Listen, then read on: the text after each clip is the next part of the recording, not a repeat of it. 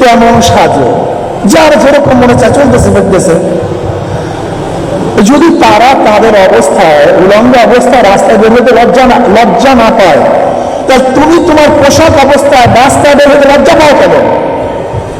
University হলের মধ্যে ক্যাম্পাসের মধ্যে একজন ব্যক্তি যে শর্ট প্যান্ট পরে হাঁটতে লজ্জা না পায়, তুমি টুপি পরে হাঁটতে লজ্জা পাও কেন? তুমি বুঝলাম না কিছু। যদি একজন মেয়ে তার সেই সমস্ত বস্ত্রহীন অবস্থায় রাস্তায় বেরোতে লজ্জা না পায়, তা তুমি একজন মুসলিম মেয়ে ভালো শালীন পোশাক অবস্থায় রাস্তায় বের হতে লজ্জা পাও কেন? এই পরিচয় আমাকে আগে দাও। তুমি শেখ সাহেবের একজন নেতা, শেখ সাহেবের তুমি একজন সৈনিক, তুমি একজন জিয়াউর রহমানের সাহেবের সৈনিক, তুমি এরশাদ সাহেবের সৈনিক।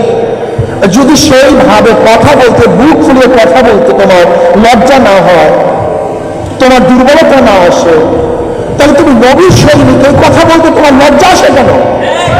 তোমার দুর্বলতা কোথায়? এটা আমাকে আগে বলো, আগে নিজের পরিচয় ঠিক করো। তুমি কে?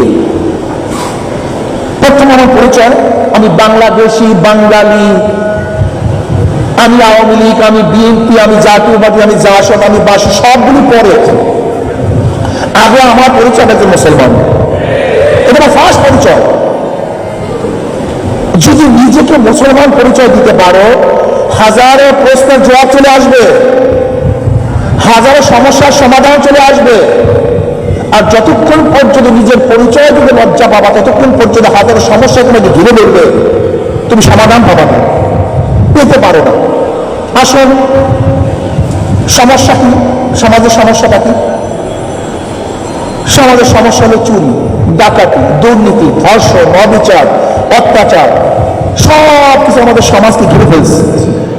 এই কাজগুলি কারা করতেছে? দুর্নীতির সাথে কারা জড়িত? আমাদের দেশের 28 লক্ষ কোটি টাকা বিদেশে কারা পাচার করছে?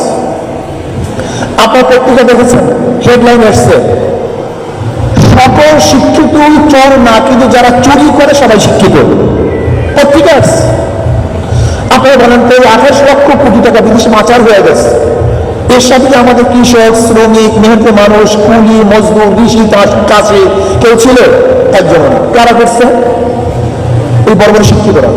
তার মানে শিক্ষিত হয়েছে, এই যে নীতি আদর্শ গঠন করতে পারেনি, নীতিবান হয়নি, চরিত্র গঠন হয়নি। আমি অনেক সময় বলি, আসলে শিক্ষা মানুষকে পরিবর্তন করতে পারে না, মানুষকে পরিবর্তন করতে সহবাতে। তাহলে কিভাবে? আগ্রার পাহাড়কে কারা হত্যা করেছে? বুয়েটের ছাত্ররা। তারা কারা? সর্বোচ্চ আপনার মধ্যে মেধাবী, এরা মেট্রিকে ভালো রেজাল্ট করছিল, আইএ ভালো রেজাল্ট ছিল, নয়তো ভর্তি হতে হবে বুয়েটে। এই ভালো ভালো ছাত্র বুয়েটে ভর্তি হওয়ার পরে কেন খুনি হইল? ওই সৌভাগ্যের কারণে। সাথী শুষ্ক তো ঠিক করে নাই, ভুল করছে, এই জন্য ভালো ছাত্র সে খুনি হয়ে গেছে। আজকে বাংলাদেশের হাজার হাজার কোটি কোটি টাকা লুটপাট কারা করতেছে? সব শিক্ষিতরা। তার মানে এরা শিক্ষিত হয়েছে, কিন্তু আদর্শবান হয়নি, নীতিবান হয় না, চরিত্রবান হয়নি। কোন শিক্ষা মানুষকে আদর্শবান করতে পারে না যতক্ষণ করে সহবাদ না আসে। নবী আলাইহিস সালাম কি করেছেন? তিনি নবুয়তের পরে 23 বছর দুনিয়াতে ছিলেন, এর মধ্যে 13 বছর মক্কার মধ্যে কি করেছেন? কিছু লোক তৈরি করছেন যারা সর্বতুল্য, সবচেয়ে দামি। 13 বছর পর্যন্ত কিছু লোক তৈরি করার পরে গোটা দুনিয়া বিজয় করছেন, যে যুগকে আমরা স্বর্ণযুগ বলতে পারি।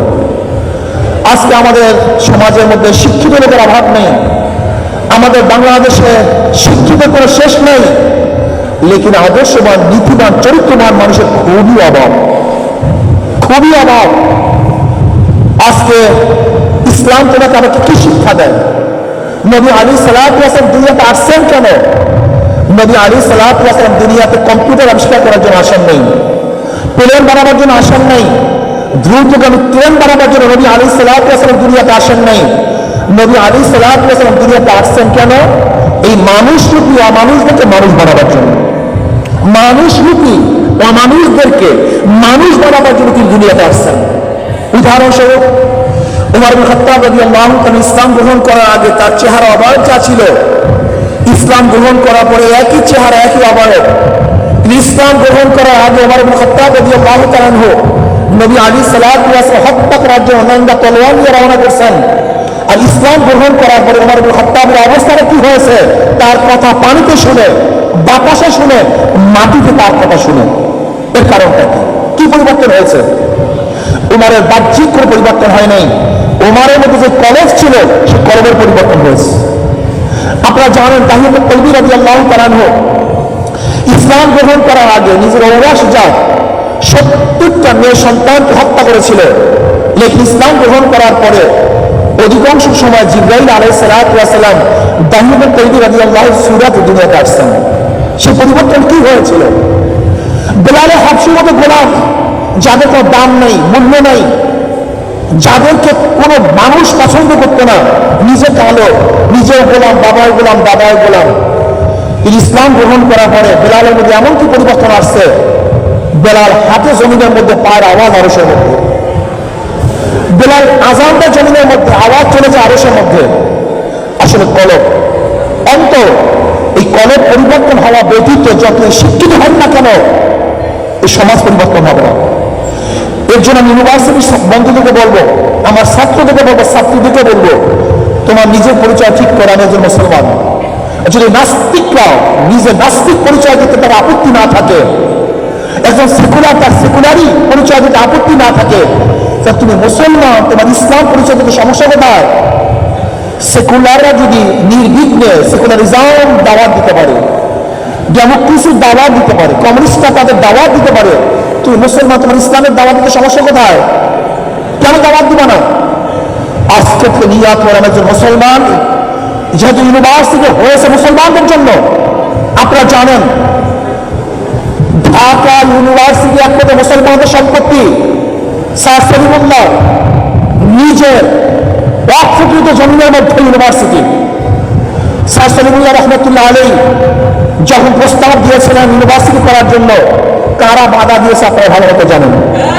41 বার ক্যালকাটায় এই ইউনিভার্সিটি বন্ধের জন্য কারা মিছিল করেছে আপনারা সবাই জানেন। কিসের জন্য মিছিল করেছে আপনারা সবাই জানেন। ইউনিভার্সিটির উদ্দেশ্য কিসের সব আপনারা জানেন। কিন্তু আজকে যারা বারবার বাধা দিয়েছে তারা এখানে বসে সদ্দারি করবে, মাতদারি করবে। আর যে মুসলমানরা যে ইউনিভার্সিটি হয়েছে, মুসলমানরা নিশ্চুপ থাকবে, এটা হওয়া ঠিক না, হতে পারে না। তোমরা জাগ্রত হও, মুসলমান জাগ্রত হও, নিজেকে সাহস শক্তি নিয়ে আমি মুসলমানের পরিচয় দেওয়া আগে আমি একজন মুসলমান, আমি একজন মুসলমান। এদেশে ব্রাহ্মণ আছে মুসলমানদের দেশে, তুমি নিজের পরিচয় দিতে লজ্জা পাও কেন?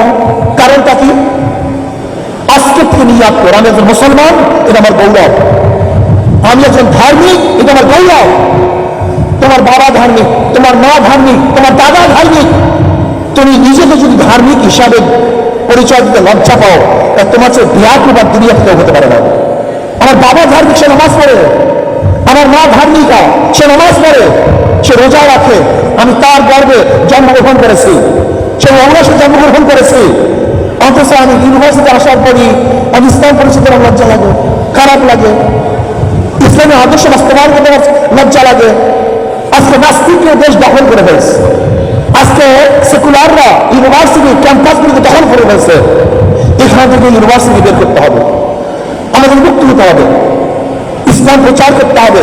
তুমি গৌরবের সাথে বলো, আজকে থেকে আমি একজন মুসলমান, আমি বিশ্বাস করি, আমি আল্লাহর কসম করে বলতে পারি, আজকে এখানে যারা আসছেন, এখানে যারা এসছেন, এই কয়জন মানুষ যদি দায়ী হয়ে যান, আমার মেয়েরা, আমার সন্তানেরা, আমার ছেলেরা, আজকে থেকে তোমরা যদি নিয়াত করো, আমরা সবাইকে দাওয়াত দেবো, আমি একজন মুসলমান, মুসলমান ইউনিভার্সিটি, মুসলমানের জন্য ইউনিভার্সিটি, মুসলমানদের জন্য ইউনিভার্সিটি, মুসলমানের শিক্ষার্থী ইউনিভার্সিটি। হ্যাঁ, ইউনিভার্সিটি মুসলমানের, পরের অধিকার সবার। বাজার করছি আমি, বাজার করার অধিকার সবার।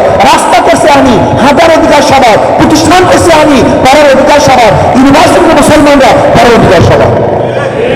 এটা ভালো তুমি করছি আমি, অধিকার সবার, এটা হতে পারে না। কিন্তু তোমাকে বিশ্বাস করতে হবে, এই দেশ করছি আমরা। তুমি কি জানো ব্রিটিশ সভা আন্দোলনে ইন্ডিয়ান গেটের মধ্যে প্রায় 93,000 মানুষের নাম লেখা আছে, কম বেশি। সেখানে 63,000 মানুষ হলো মুসলমান, 63,000।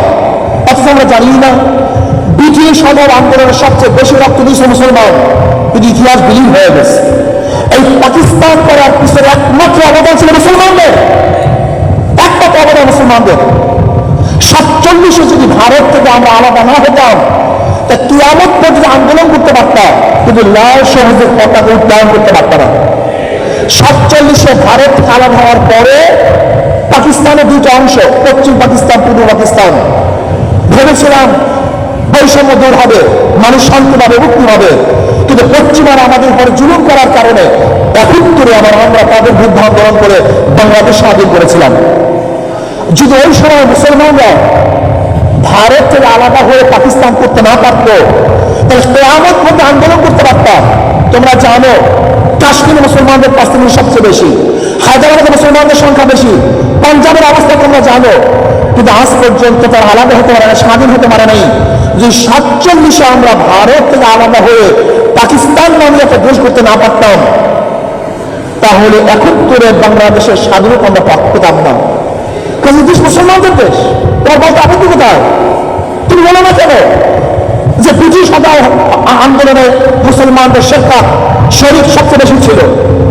পাকিস্তান করার পিছনে মুসলমানদের আন্দোলন এবং কার্যকরী ভূমিকা সবচেয়ে বেশি ছিল।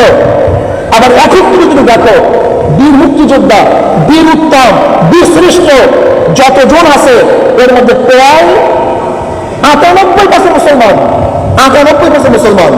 শুধু তাই তুমি স্পষ্ট বলো যে 2024-এর জুলাই আগস্টে আন্দোলনে যা শাহাদাত বরণ করেছে, মৃত্যুবরণ করছে 100% সবাই মুসলমান। এখানে বলো, তুমি সাহস করে বলো, তোমার পরিচয় দাও, তুমি কে? তুমি এইভাবে পরিচয় দাও যে 750-800 বছর পর্যন্ত এই পাপ এবং শাসক ছিল মুসলমান, বলতে থাকো, সমস্যা কি তোমার? এটা সত্য ইতিহাস, এই যে সত্য। তুমি এইভাবে বলো গোটা পাপ বাংলাদেশ, গোটা দুনিয়ার মধ্যে পরিচয় লাভ করাইছে মুসলমান, এটা বলতে থাকো। তুমি এইভাবে বলো ব্রিটিশ সদর আন্দোলনের প্রথম সংগ্রামের সূচনা করেছিল শাহ আব্দুল আজিজ সাহেব রহমতুল্লাহ আলাইহি। 1830 সালে যখন ব্রিটিশ দিল্লি দখল করে, তখন শাহ আব্দুল আজিজ সাহেব রহমতুল্লাহ ঘোষণা দিয়েছিলেন আজকে থেকে পাক উপমহাদেশ দারুল ইসলাম না দারুল হরব, এই ব্রিটিশদের বিরুদ্ধে আন্দোলন করা প্রত্যেক মুসলমানদের জন্য ফরজে আইন। ওই দিনই ব্রিটিশ সদর আন্দোলনে বীজ বপন হয়েছিল, বলতে থাকো, সমস্যা কি তোমার? অথচ তুমি কি হয়েছে? বাঘের বাচ্চা ইঁদুর হয়েছে, তুমি বাঘের বাচ্চা বিড়াল হয়েছে, তুমি বাঘের বাচ্চা মুসলমান, আজকে ইঁদুর হয়েছে, তোমাকে বিড়াল বানানো হয়েছে। ইসলামের পরিচয় ধ্বংস করে তোমাকে ধ্বংস করার চক্রান্ত করতেছে। প্রথম যদি আমি আমার পরিচয় না জানি, আমার বাবাকে, আমার মাকে, আমার বংশ কি, আমি কি পরিচয় দেবো? এই পরিচয়হীন ভাবে আমাদেরকে গড়ে হচ্ছে। তোমার পরিচয় কি? আমি বাঙালি, আমি বাংলাদেশি, আমি সেকুলার, আমি উদারপন্থী, আমি নন সাম্প্রদায়িক। তুমি এইভাবে বলো আমি সাম্প্রদায়িক মুসলমান, মুসলমান সম্প্রদায়ের লোক আমি। সম্প্রদায়িকতা ভিন্ন জিনিস, সম্প্রদায় ভিন্ন জিনিস। সম্প্রদায়িকতা কাকে বলা হয়? তোমরা ভালো মতো জানো সম্প্রদায়িকতা কি জিনিস আর সম্প্রদায় কি জিনিস। মুসলমান সম্প্রদায় কোন বিজাতির উপর আক্রমণ, অত্যাচার, অবিচার করে না। আপনি ইতিহাস জানেন, আল্লাহ যদি কবুল করে একদিন বয়ান করবো তোমাদের সামনে, সেই দিন আমি সব ইতিহাস তুলে ধরবো। আজকে সংক্ষেপে বলতেছি, বাদশাহ আলমগীর রহমতুল্লাহ আলাইহি, বাদশাহ আলমগীর রহমতুল্লাহ আলাইহি পাক বাংলাদেশে 50 বছর শাসক ছিলেন। 1-2 বছর না, 50 বছর, 50 বছর। এই 50 বছর শাহ আলমগীর রহমতুল্লাহ আলাইহি বাদশাহ ছিলেন। তিনি ইচ্ছা করলে এই পাক বাংলাদেশে প্রত্যেক মন্দির ভাঙতে পারতেন, কিন্তু একটা মন্দির ভাঙতেন না। সব গির্জাগুলো ধ্বংস করতে পারতেন, একটা গির্জা ভাঙতেন নেই। আমরা সাম্প্রদায়িকতায় বিশ্বাস করি না। আমাকে অনেকেই বলে আপনি কি করবেন? আমি ইসলাম হুকুমত কায়েম করবো। ইসলাম হুকুমত কায়েম করলে হিন্দুদের অবস্থাটা কি, খ্রিস্টানদের অবস্থাটা কি? আমি বলি তুমি যা হয়, তুমি মূর্খ, তুমি ইসলাম সম্পর্কে জানো না। ইসলাম কি জিনিস? ইসলাম এমন এক জিনিস, সমস্ত ধর্ম পালন করার সুযোগ যেখানে আছে সেটা নাম ইসলাম। সমস্ত জনগোষ্ঠী মতবাদের আদর্শের মানুষ যেখানে বসবাস করতে পারে সেটার নাম ইসলাম। সমস্ত মানুষের মানবিক মর্যাদা প্রদান করতে পারে, সেটা নাম ইসলাম। তুমি কি জানো ইসলাম কি জিনিস? হযরত ইব্রাহিম আলাইহিস সালাম তিনি মেহমান ছাড়া খানা খেতেন না। একদিন মেহমান নেই, একজন মেহমান পেলেন মুশরিক। ইব্রাহিম আলাইহিস সালাম দাস্তারখানে বসে খানা শুরু করলেন, বিসমিল্লাহ ওয়াল উজ্জা, আল্লাহ এবং উজ্জার নামে খানা খাওয়া শুরু করছে। ইব্রাহিম আলাইহিস সালাম, তুমি তোমার মূর্তি নামে খানা খাও, আমার দাস্তারখানে আমি খানা খেতে পারবো না। আমি তো মুসলমান হওয়ার জন্য আসিনি, ইমান হওয়ার জন্য আসি নাই, তুমি মেহমানদারি হিসেবে আমাকে ডাকছো, আমি খানা খাওয়ার জন্য আসছি, খাওয়াও তো খাওয়াও, নাহলে আমি ইমান আনবো না। না, তুমি যদি লাত এবং উজ্জার নামে খানা খাও, আমার দাস্তারখানে খানা খেতে পারবে না। এবার মুশরিক চলে যেতেছে। আল্লাহ পাক রব্বুল আলামিন ডাক দিয়ে বলে, ইব্রাহিম, এই মুশরিক 80 বছর পর্যন্ত লাত এবং উজ্জার নামে খানা খেয়েছে, আমি একদিনে তার খানা বন্ধ করি নাই। আজকে তোমার সামনে বলার কারণে তুমি খানা বন্ধ করে দিয়েছো। আমি তো রেজাল্টকে আম করে ফেলছি। বৃষ্টি হিন্দুর উপরে পড়ে, মুসলমানের উপরে পড়ে। খাদ্য মুসলমানের জমিতে ফলে, হিন্দুর জমিতেও ফলে। আল্লাহ পাক রেজাল্টকে আম করছেন, চিকিৎসাকে আম করছেন, বস্ত্রকে আম করছেন, শিক্ষাকে আম করছেন, বাসস্থানকে আম করে ফেলছেন। সাধারণ আম মানে সাধারণ, সবার সমান। ইসলাম যদি আসে, শুধু মানুষ নয়, ইসলাম কি যিনি জানেন? উমর বিন আব্দুল আজিজ সাহেব আপনারা ভালোভাবে শোনেন, আমার ছাত্র বন্ধুরা, আমার ছাত্রী মেয়েরা খুব ভালোভাবে শোনেন। উমর বিন আব্দুল আজিজ রাহমাতুল্লাহ আলাইহি ইন্তেকালের পরে গ্রামে এক কৃষক বলতেছে, উমর বিন আব্দুল আজিজ দুনিয়াতে নেই। তাহলে বুঝবেন কিভাবে? বলে যে দেখো, একটা নেত্রবাদ এক নিরহ ছাগলকে আক্রমণ করতেছে। ন্যায়পরণ বাদশা জিন্দা থাকতে একটা নেত্রবাদও সাধারণ নিরীহ কোনো জানোয়ার উপর আক্রমণ করতে পারে না। আজকে এত ঘটনা কেন ঘটতেছে? এত জুলুম, এত অত্যাচার, এত অবিচার, এত খুন, এত দর্শন, এর কারণটা কি? ন্যায়পরণ শাসন না থাকার কারণে আল্লাহ পাক রব্বুল আলামিন জুলুমের পাহাড় আমাদের উপর চাপিয়ে দিয়েছেন। এই জন্য আসুন ছাত্র বন্ধুরা, আমার ছাত্রীরা, আজকের থেকে গর্ব ভরে বলো, আমি একজন মুসলমান।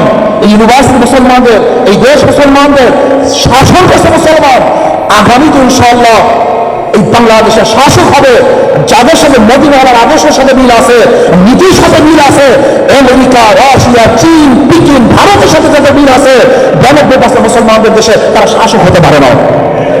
এটা বলে দাও, সাহসের সাথে বলতে থাকো। তোমরা সাহসের সাথে বলতে থাকলে এটা সহজ হয়ে যাবে। যখন বলবা না কঠিন হবে, যখন বলতে থাকবা এটাই স্বাভাবিক হয়ে যাবে। ধরে নাও, আমাদের মাদ্রাসার ক্যাম্পাসগুলিতে সমস্ত ছাত্র টুপি পরে থাকে, লম্বা জামা গায়ে দেয়, তার মানে এটাই স্বাভাবিক, পরিবেশ স্বাভাবিক হয়ে গেছে। ঠিক তোমরাও যদি পরিবেশকে ইসলামের হারায় স্বাভাবিক করতে চাও, সবাই বলবে এটাই স্বাভাবিক। মসজিদে যখন যাই সবাই টুপি পরি, সবাই সুন্নাত অনুযায়ী চলে, এটা স্বাভাবিক। যে ইউনিভার্সিটি টুপি পড়তে লজ্জা পায়, সে মসজিদে গেলে টুপি না পড়তে লজ্জা পায়। এটি পরিবেশ। আজকে পরিবেশ সৃষ্টি করি, দাওয়াতে পরিবেশ সৃষ্টি করো। ইনশাআল্লাহ রাজি আছি না? আজকের থেকে ইনশাআল্লাহ ক্যাম্পাসের মধ্যে আমরা যে মুসলমান নবী আলাইহিস সালাম আদর্শ বাস্তবায়ন করার চেষ্টা করবো। এটা বলতে কোনো আপত্তি আছে ভাই? কথা বলে মানে আছে আপত্তি? কোনো কেন আপত্তি থাকবে? কোনো আপত্তি থাকার কথা না। আজকে থেকে নিজের পরিচয় ঠিক করুন, ইসলামের দাওয়াত দেন, ইসলাম হুকুমাত কায়েম করার চেষ্টা করুন। ইসলাম হুকুমাত যদি কায়েম করতে পারেন, সেখানে ঋষি, কামার, মজদুর, ছেলে, তাঁতি, ধোপা, হিন্দু, মুসলমান, বৌদ্ধ, খ্রিস্টান, পুরুষ, মহিলা, প্রত্যেকের ন্যায় সঙ্গত প্রত্যেক অধিকার বাস্তবায়ন হবে। জুলুম থাকবে না, অত্যাচার থাকবে না, অবিচার থাকবে না। আমার মেয়েরা ধর্ষিত হবে না, শ্লীলতাহানি হবে না, ইফতিজিনের শিকার হবে না। প্রত্যেকের ন্যায্য অধিকার বাস্তবায়ন করতে পারবো ইনশাআল্লাহ। আমরা এই দেশকে কেন স্বাধীন করেছিলাম? সাম্য, মানবিক মর্যাদা, সামাজিক ন্যায় বিচার প্রতিষ্ঠা করার জন্য। সাম্য, মানবিক মর্যাদা, সামাজিক ন্যায় বিচার প্রতিষ্ঠা করার জন্যই আমরা এই দেশ স্বাধীন করেছিলাম। আসো আমরা সমৃদ্ধভাবে ইসলামের প্রচার করি। আমি একজন মুমিন, এটাকে বিশ্বাস করি। আমার সর্বশ্রেষ্ঠ নীতি ইসলাম, এটা বিশ্বাস করি। ইনশাআল্লাহ আজকের থেকে আমাদের কাজ শুরু করবো। আল্লাহ আমাকে এবং আমাদের সবাইকে এই গৌরবপূর্ণ ধর্ম ইসলাম প্রচার করার তৌফিক আল্লাহ আমাকেও দান করেন, আমাদের সবাইকে দান করেন। আলহামদুলিল্লাহ, ডাকসু নির্বাচন ইনশাআল্লাহ ইসলামী ছাত্র আন্দোলন, তোমরা জানো ইসলামী ছাত্র আন্দোলন কি? সাহাবাদের অনুসরণ। ইসলামী ছাত্র আন্দোলন কি? রুহানিয়ত, জিহাদের সমানত প্রয়াস। ইসলামী ছাত্র আন্দোলন কি মনে করে যে আমরা রাজনীতি করি, আমরা ইবাদত করি। ইসলামী ছাত্র আন্দোলন কাজে আসো ইসলামী ছাত্র আন্দোলনের আদর্শবান হয়ে ইনশাআল্লাহ তোমরা ডাকসু নির্বাচনে অংশগ্রহণ করবা, আজকে যে দাওয়াত দিবা। ইনশাআল্লাহ ভিপি হিসাবে আমি প্রার্থী ঘোষণা করছি মোহাম্মদ ইয়াসিন আরাফাত। আলহামদুলিল্লাহ। জিএস হিসাবে আমরা ঘোষণা করছি খাইরুল হাসান মারজান, মাশাআল্লাহ। এজিএস হিসাবে সাইদুল মোহাম্মদ আলাউদ্দিন, মাশাআল্লাহ। এই যে আমরা একটা কথা মনে বলছি, আমরা মুসলমানরা আল্লাহু আকবার ধরে দিতে লজ্জা পাই,